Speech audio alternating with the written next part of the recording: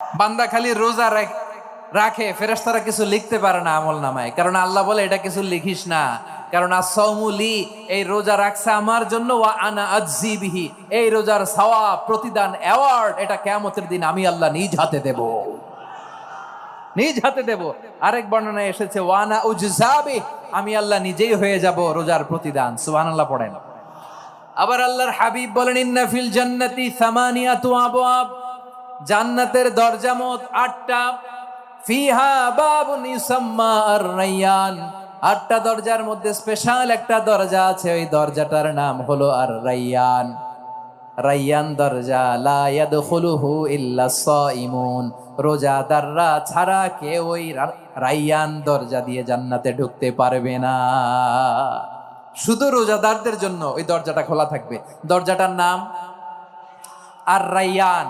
এই লাখো জনতা আওয়াজ